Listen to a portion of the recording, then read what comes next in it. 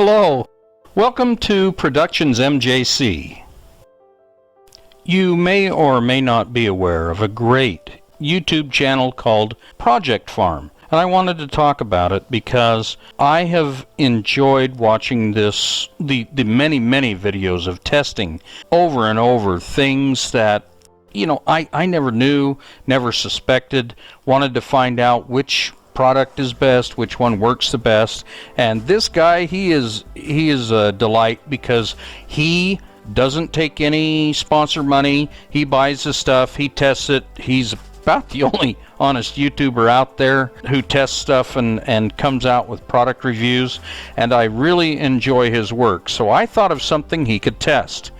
Have you seen these things where they plug in and they say they use less power? They show the meter going down in amps used and such like that. They show the effects of plugging these in supposedly dramatically reduces everything. I've seen the videos that have come out debunking these and saying they're a bunch of junk. Well, Project Farm tests just a myriad of stuff. I would like to see if he could test these other devices and see if they really work, because his testing methods are really sound, really well thought out, and he's also honest about the results. I would trust him before I would trust any other YouTuber. I would think it would be a great thing for him to test these, see if they work, because they do to an extent. I'll explain how they do that. The only thing inside of these is a high voltage capacitor. Most households have inductive and resistive loads, and the number of inductive loads is increasing. Don't get me wrong, their demonstrations to sell these are obviously false and fake, and I'll show you how that is. This is the typical setup. This is a British plug, but there are obviously other demonstration models. But let's look at this one. There is a fluorescent light, a switch, and somewhere you can hook up the saver device in parallel with the load. And this type of load is important. When the test first starts out, of course, there's no amperage flowing through the system, and they show you that. Then, as the demonstration progresses, they show you that without the device plugged in, it uses X amount of amperage. However, with the device plugged in, lo and behold, it actually uses a lot less amperage, apparently. As it was explained to me, what happens is the device allegedly straightens out the amperage curve to bring it more in line with the voltage curve. You see, on this demonstration, we have inductive, capacitive, and of course, resistive. Our world is shifting to more inductive current devices. Did you know that in the bottom of the standard fluorescent light bulb they use, that's an inductor? It's a step-up transformer that has inductive current flow. What device on your house doesn't read inductive current flow very well? The old analog meter. If you happen to have one of these old analog utility meters, count your lucky stars. If your utility company uses these old style analog meters, then you're doing pretty good, because most of the world is switching over to these things, smart meters, for a myriad of reasons. And mixed in among those reasons seems to be that smart meters seem to measure not only real resistive power, but they also seem to measure reactive power as well. And of course you may ask, what's the difference? Power's power. If you're using power, you pay for it, right? That's the operative word, difference. There is a difference. In the past, we used to pay for resistive, or in other words, real power. Large electric AC motors have a large power draw, inductive power draw, as well as resistive. For the average homeowner, this means your air conditioner, your evaporative cooler, your window fans, etc. How big a difference can it be? My experience, once you get this thing switched out, once you get a smart meter put in instead of an analog meter, the difference sometimes is 30%.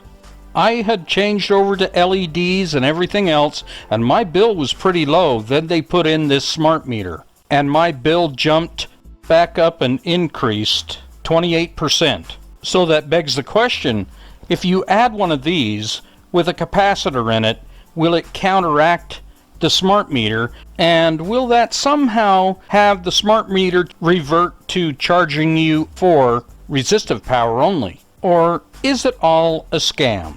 That's why I trust this guy. I am totally confident in the fact that I know this man can figure this out and give us an honest answer. He tells the truth. Now, something is wrong here. Something's not right.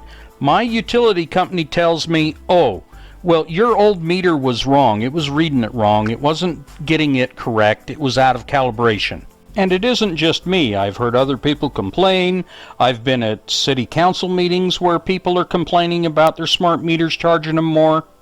My little city happens to own the utility company, so I don't think they're telling the truth. They're saying that every one of these old analog meters was wrong because everybody who happens to get one of these new smart meters installed, their bills increase. They go up, and the utility company comes back and says, the old meter was really old, and it wasn't measuring it right. I've seen YouTube videos saying that these are wrong. These are a scam. They're wrong. They don't work. Very educational. They go into great detail on how the power system works, how power and voltage and amperage work. And yet, what do they use to bring home their point that these things are a scam? Invariably, they hook up one of these old school analog utility meters and say, see, it doesn't make a difference. The presentations are good, but they remind me of the people trying to sell the other devices.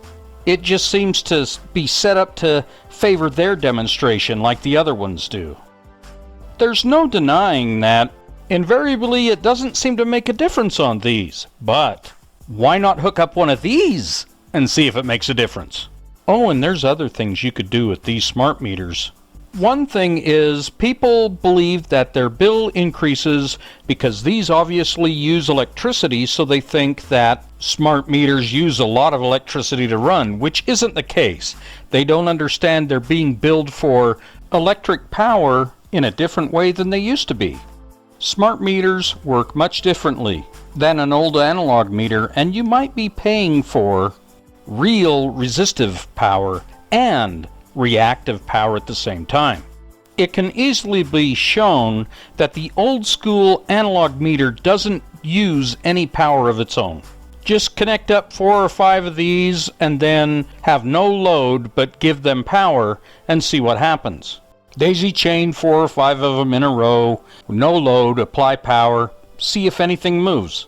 Then, of course, repeat the experiment with the smart meter and see if there's a difference. See if a certain brand of smart meter actually draws more power than the others, or if they actually do draw a lot of power.